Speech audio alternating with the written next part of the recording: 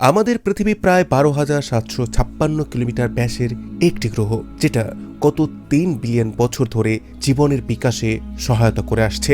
হাজার হাজার সভ্যতা এবং অসংখ্য জীব এই গ্রহে জন্ম নিয়েছে, আবার সময়ের সাথে সাথে তারা বিলীন হয়ে গেছে। কখনো ছিল ডাইনোসরের যুগ, আর আজ হলো মানব জাতির যুগ। পৃথিবীতে সবসময় কোনো না কোনো প্রজাতির আধিপত্য ছিল। এই গ্রহটি এতটাই মূল্যবান যে এখানে জীবন ধারণের জন্য প্রয়োজনীয় প্রায় সব ধরনের গুরুত্বপূর্ণ সম্পদ উপস্থিত রয়েছে। তাই আজ এই গ্রহে মানবজাতি রাজত্ব করছে। কিন্তু যখনই পুরো এই ব্রহ্মাণ্ডের কথা বলা হয়, তখন আমাদের এই পৃথিবী অগণিত কোটি কোটি গ্রহের মধ্যে মাত্র ছোট্ট একটি গ্রহ হয়েই থেকে যায়। তবে মানুষ যতই উন্নতি করেছে, ততই এই গ্রহটি আরও গুরুত্বপূর্ণ হয়ে উঠেছে। কারণ একবার যদি আমরা টাইপ 2 সভ্যতা হয়ে যাই এবং আমাদের নক্ষত্র থেকে আসা শক্তিকে ব্যবহার করতে শুরু করি, তখন আমরা আর এই ব্রহ্মাণ্ডে একা থাকব না। আমাদের টেকনোলজি এবং আমাদের বায়োলজিক্যাল সিগনেচার লক্ষ লক্ষ আলোকবর্ষ দূর পর্যন্ত ছড়িয়ে পড়বে। তখন অন্য উন্নত ভিনগ্রহী সভ্যতাগুলো সহজেই আমাদের এই সিগনেচারকে ট্রেস করতে পারবে এবং আমাদের খুঁজে বের করার চেষ্টাও করবে। কিন্তু ব্রহ্মাণ্ডে পৃথিবীতে খুঁজে পাওয়া যতটা সহজ মনে হচ্ছে, বাস্তবে এটা ততটাও সহজ নয়। ভাবুন, আপনি যদি কোনো অত্যন্ত উন্নত এলিয়েন সভ্যতার সদস্য হন এবং পৃথিবীকে খুঁজে বের করতে চান, আর আপনি যদি এই ইউনিভার্সের অন্য কোনো প্রান্তে অর্থাৎ পৃথিবীর থেকে 40 বিলিয়ন আলোকবর্ষ দূরে থাকেন এবং আপনি যদি এইখানে আসতে চান, তাহলে আপনাকে কতগুলো গ্যালাক্সি ক্লাস্টার, গ্যালাক্সি ফিলামেন্ট এবং অসংখ্য গ্যালাক্সিকে অতিক্রম করতে হবে। তারপর হয়তো আপনি পৃথিবীতে পৌঁছাতে পারবেন। এটি হবে অত্যন্ত কঠিন ও চ্যালেঞ্জিং একটি যাত্রা, যেখানে আপনি একটি কল্পতীত মহাকাশযান ব্যবহার করে পৃথিবীর দিকে এগিয়ে আসবেন। 40 বিলিয়ন আলোকবর্ষ দূরে থেকে আলোর গতিতে এই পৃথিবীতে আসা প্রায় অসম্ভব, কারণ এই বিশাল দূরত্বে মহাকাশ নিজেই আলোর গতির থেকেও হাজার হাজার গুণ দ্রুত প্রসারিত হচ্ছে। তবে এই যাত্রায় আমরা ওয়ার্মহোলের সাহায্য নেব আর সরাসরি মিল্কি ওয়ে গ্যালাক্সি ও পৃথিবীর দিকে যাত্রা করার চেষ্টা করব। তাই বন্ধুরা, সিট বেল্ট বেঁধে নিন, কারণ এই যাত্রা ভীষণই রোমাঞ্চকর হতে চলেছে। আর প্রস্তুত হয়ে যান অন্য এক মহাজাগতিক যাত্রার জন্য। এই যাত্রা এমন একটি পথ দেখাবে যা অনুসরণ করে ব্রহ্মাণ্ডের অন্য কোনো এলিয়েন সভ্যতাও আমাদের এই পৃথিবীতে পৌঁছাতে পারবে। অর্থাৎ এটিকে বলা যেতে পারে ব্রহ্মাণ্ডে আমাদের নির্দিষ্ট ঠিকানা। তাহলে চলুন শুরু করা যাক। বন্ধুরা, অবজারভেবল ইউনিভার্স অর্থাৎ এই ব্রহ্মাণ্ড, যেটিকে আমরা টেলিস্কোপের সাহায্যে পর্যবেক্ষণ করতে পারি, এই ব্রহ্মাণ্ডের বিস্তার প্রায় 93 বিলিয়ন আলোকবর্ষ। এই বিশাল মহাবিশ্বে রয়েছে প্রায় 2 ট্রিলিয়ন গ্যালাক্সি এবং কোটি কোটি গ্যালাক্সি গ্রুপ। এই গ্যালাক্সিগুলো একে অপর সাথে মহাজাগতিক জালের মতো যুক্ত থাকে। এগুলোকে বলা হয় গ্যালাক্সি ফিলামেন্ট। এমনই অসংখ্য ফিলামেন্টকে অতিক্রম করে আপনি পৌঁছে যাবেন পাইসেস সিটাস সুপার ক্লাস্টার কমপ্লেক্সের দিকে। প্রায় 1.2 বিলিয়ন আলোকবর্ষ জুড়ে বিস্তৃত এই বিশাল গ্যালাক্সি ফিলামেন্টটি অবজারভেবল ইউনিভার্সের প্রবেশের প্রথম ধাপ। এতে প্রবেশ করার পর আপনাকে যেতে হবে লানিয়াকিয়া সুপার ক্লাস্টারের দিকে। এখন আপনি এই সুপার ক্লাস্টারের ভেতরে আছেন এবং এখানে আপনি একটি অদ্ভুত গ্র্যাভিটেশনাল অ্যানোমালি দেখতে পাবেন, অর্থাৎ এমন একটি অঞ্চল যা ব্রহ্মাণ্ডে খুবই বিরল। এটি হলো দ্য গ্রেট অ্যাট্রাক্টর। এটি লানিয়াকিয়া সুপার ক্লাস্টারের এমন একটি অংশ যেখানে অত্যন্ত শক্তিশালী মহাকর্ষের কারণে বহু ছোট গ্যালাক্সি ক্লাস্টার, ডার্ক ম্যাটার এবং গ্যালাক্সি একদিকে টেনে নেওয়া হচ্ছে। গ্রেট অ্যাট্রাক্টরের ভর প্রায় 1 লক্ষ মিল্কি ওয়ে গ্যালাক্সির সমান বা তার থেকেও বেশি। এটি মূলত লানিয়াকিয়া সুপার ক্লাস্টারের কেন্দ্রীয় অংশ। এখন আপনি এই সুপার ক্লাস্টারের মধ্যে ঘুরে ঘুরে ভার্গো সুপার ক্লাস্টারকে খুঁজতে শুরু করবেন এবং এখানে পৌঁছানোর চেষ্টা করবেন। এই সুপার ক্লাস্টারের মধ্যে রয়েছে আমাদের মিল্কি ওয়ে গ্যালাক্সি এবং এর মতো হাজার হাজার গ্যালাক্সি। প্রায় 11 কোটি আলোকবর্ষ বিস্তৃত এই সুপার ক্লাস্টার সত্যি বিশাল। এখন আপনি আপনার স্পেসশিপ থেকে অত্যন্ত উন্নত টেলিস্কোপ দিয়ে মিল্কি ওয়ে গ্যালাক্সিকে খুঁজতে শুরু করবেন। যদি পৃথিবীর মানুষ আপনার এখানে আসার 11 কোটি বছর আগেই টাইপ 3 সভ্যতা হয়ে যেত, তাহলে আপনি টেলিস্কোপ দিয়ে সেটিকে পর্যবেক্ষণ করতে পারতেন।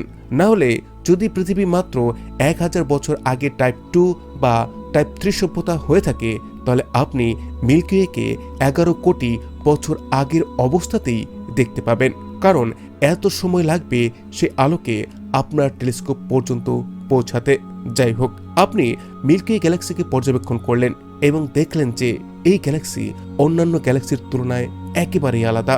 যদি এটি টাইপ 3 সভ্যতার গ্যালাক্সি হয়, তাহলে এই গ্যালাক্সির প্রতিটি নক্ষত্রেরই শক্তির ব্যবহার করা হচ্ছে, ফলে দূর থেকে দেখলে গ্যালাক্সিটি অনেকটাই কম উজ্জ্বল আর ছোট মনে হবে।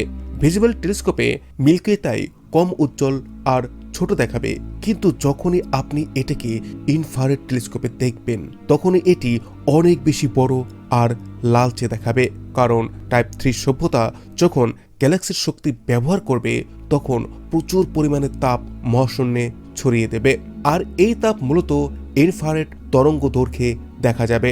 তাই ইনফ্রারেড টেলিস্কোপে এই গ্যালাক্সিটি খুবই গরম ও উজ্জ্বল মনে হবে। এখন আপনি গ্যালাক্সিকে পর্যবেক্ষণ করে আপনার স্পেসশিপকে তার দিকে লক করে দিলেন। ধীরে ধীরে আপনি ভার্গো সুপার ক্লাস্টারকে অতিক্রম করে এর সবথেকে বড় ক্লাস্টার ভার্গো ক্লাস্টারে পৌঁছাবেন। তারপর এটিকেও পার হয়ে আপনার সামনে আসবে তা লোকাল সিট, অর্থাৎ গ্যালাক্সিগুলোর একটি সমষ্টি, যা প্রায় 34 মিলিয়ন আলোকবর্ষ জুড়ে বিস্তৃত।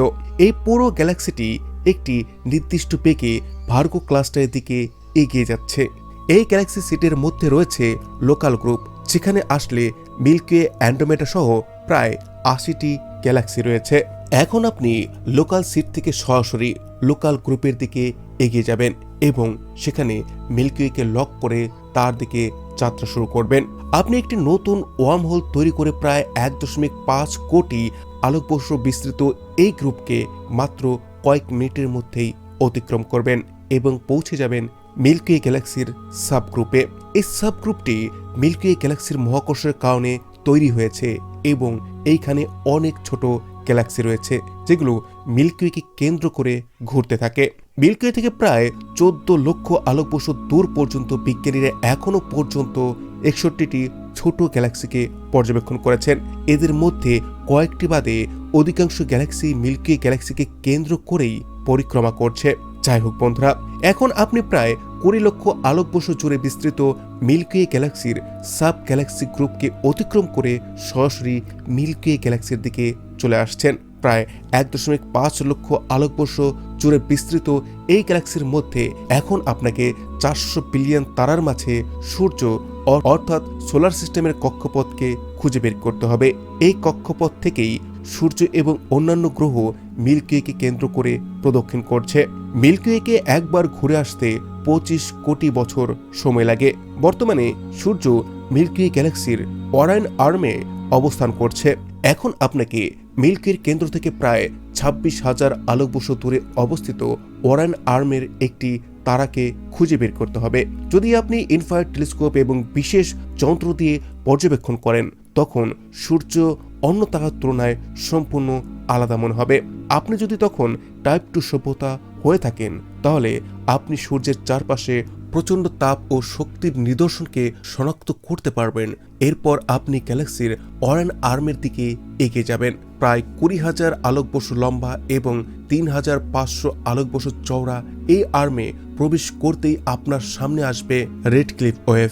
এই ওয়েভ আসলে ধূলিকণা ও গ্যাসের বিশাল কাঠামো, যা মিল্কি ওয়ের বিভিন্ন আর্মে প্রবেশ করার সময় দেখা যায়। ওরিয়াম আর্মে প্রায় 8,000 আলোকবর্ষ লম্বা এই তরঙ্গ অতিক্রম করার পর আপনি প্রবেশ করবেন লোকাল বাবলে। এটি আসলে প্রায় 1,000 আলোকবর্ষ চওড়া একটি ফাঁপা অঞ্চল।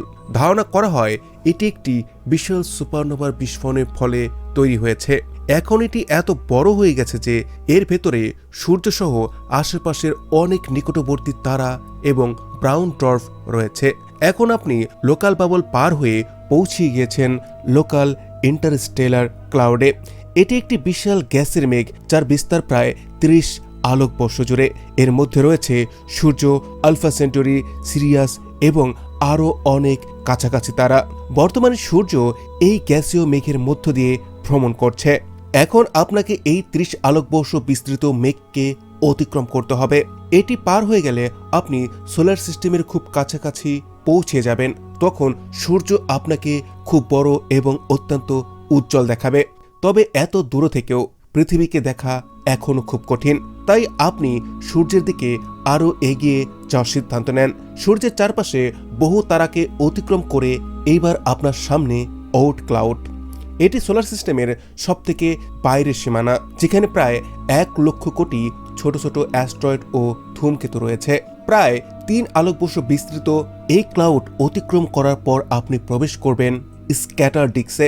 এখানে বরফ দিয়ে তৈরি অসংখ্য ছোট মহাজাগতিক বস্তু রয়েছে। এই অঞ্চলে রয়েছে দ্বিতীয় বৃহত্তম ড্warf প্ল্যানেট এরিস। এই মুহূর্তে আপনি পৃথিবী থেকে প্রায় 30 বিলিয়ন কিলোমিটার দূরে আছেন। এখান থেকে পৃথিবী আপনাকে এখনো একটি ছোট্ট বিন্দুর মতো দেখাবে। স্ক্যাটার ডিস্ক পার হওয়ার পর আপনি প্রবেশ করবেন সূর্যের হ্যালোস্ফিয়ারে। এটি সূর্যের সেই সীমানা যার বাইরে সূর্যের ম্যাগনেটিক ফিল্ড এবং বায়ুমণ্ডলের প্রভাব প্রায় শেষ হয়ে যায়। এখন আপনি হ্যালোস্ফিয়ারের মধ্যে আছেন এবং সরাসরি সূর্য থেকে নির্গত কণিকা ও বিকিরণ শনাক্ত করতে পারেন। এভাবে প্রায় 9 বিলিয়ন কিলোমিটার এগিয়ে গেলে আপনার মহাকাশযান প্রবেশ করবে কুইপার বেল্টে।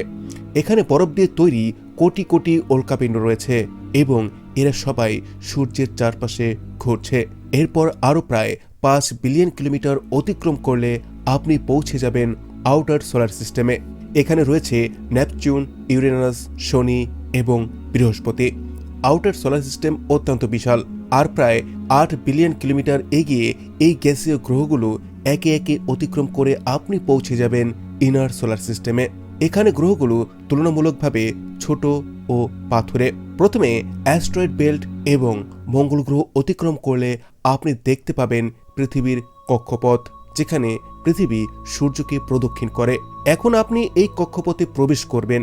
এই কক্ষপথে প্রবেশ করেন এবং প্রায় 30 কোটি কিলোমিটার অতিক্রম করার পর আপনি পৃথিবী থেকে 1 কোটি 26 লক্ষ কিলোমিটার দূরে পৌঁছে যান এবং আপনি প্রবেশ করেন জিওস্পেসে। এটি সেই অঞ্চল যেখানে পৃথিবীর ম্যাগনেটিক ফিল্ড অত্যন্ত শক্তিশালীভাবে কাজ করে। বিশেষ যন্ত্র দিয়ে আপনি দেখতে পাবেন কিভাবে সূর্য থেকে আসা বিপজ্জনক সোলার উইন্ড থেকে পৃথিবী তার ম্যাগনেটিক ফিল্ডের মাধ্যমে বায়ুমণ্ডলকে রক্ষা করছে। এই দূরত্ব অতিক্রম করতে করতে আপনি দেখবেন চাঁদ, যা পৃথিবীর চারপাশে ঘুরছে। এখন আপনি চাঁদের কক্ষপথের কাছাকাছি পৌঁছে গিয়েছেন। চাঁদকে অতিক্রম করে আপনি সরাসরি পৃথিবীর দিকে এগিয়ে যান। 12,756 কিলোমিটার ব্যাসের এই গ্রহটি এখন ধীরে ধীরে আপনার সামনে বড় হতে শুরু করে। সম্ভবত যখন আপনি এখানে পৌঁছাবেন তখন মানুষ টাইপ 2 অথবা টাইপ 3 সভ্যতা হয়ে গেছে। তখন হয়তো তারা এই গ্রহের দৃশ্যমান থাকবে না। তবুও আপনি এমন একটি গ্রহে পৌঁছে যাবেন যা জীবনে পরিপূর্ণ। এই নীল গ্রহ আপনাকে ভাবতে বাধ্য করবে। এখান থেকেই মানুষ প্রথম কথা বলা, হাঁটা এবং কি কাজ করা শিখেছিল। আর ধীরে ধীরে সূর্য এবং কি একদিন হয়তো সম্পূর্ণ গ্যালাক্সির ওপর আধিপত্য বিস্তার করতে পারে। তবে বাস্তবে ব্রহ্মাণ্ডের অন্য প্রান্ত থেকে সরাসরি পৃথিবীতে আসা প্রায় অসম্ভব, কারণ ডার্ক এনার্জির কারণে মহাবিশ্ব আলোর গতির থেকেও দ্রুত প্রসারিত হচ্ছে। আজ যা কিছু আমাদের থেকে 14 বিলিয়ন আলোকবর্ষেরও বেশি দূরে, আমরা তা বাস্তবে কখনোই দেখতে পারবো না। আপনি যদি 40 বিলিয়ন আলোকবর্ষ দূরে থাকেন তাহলে পৃথিবীর সম্পর্কে সরাসরি কখনো জানতেই পারবেন না। আপনি যখন মিল্কি গ্যালাক্সিকে দেখবেন তখন এটি আপনাকে বিগ ব্যাং এর কিছু সময় পর তৈরি হওয়া একটি নতুন গ্যালাক্সির মতো দেখাবে। সেখানে পৃথিবী বা সূর্যের কোনো চিহ্ন দেখাবে না। এইসব ভাবলে বোঝা যায় ইউনিভার্স আসলে কতটা বিশাল, যা আমাদের কল্পনাকেও হার মানিয়ে দেয়। তো বন্ধুরা, আজকের এই ভিডিওটি এই পর্যন্তই। এই যাত্রায় আপনারা ব্রহ্মাণ্ডের একেবারে দূর প্রান্ত থেকে সরাসরি আমাদের এই পৃথিবী পর্যন্ত ভ্রমণ করলেন। ভিডিওটি ভালো লাগলে অবশ্যই লাইক করে আপনার মূল্যবান রায় কমেন্টের মাধ্যমে জানাতে ভুলবেন না। আর এমনই সব ইনফরমেটিভ ভিডিওর জন্য চ্যানেলটিকে সাবস্ক্রাইব করে বেল আইকনে ক্লিক করুন। Thanks for watching. Take care. Bye by.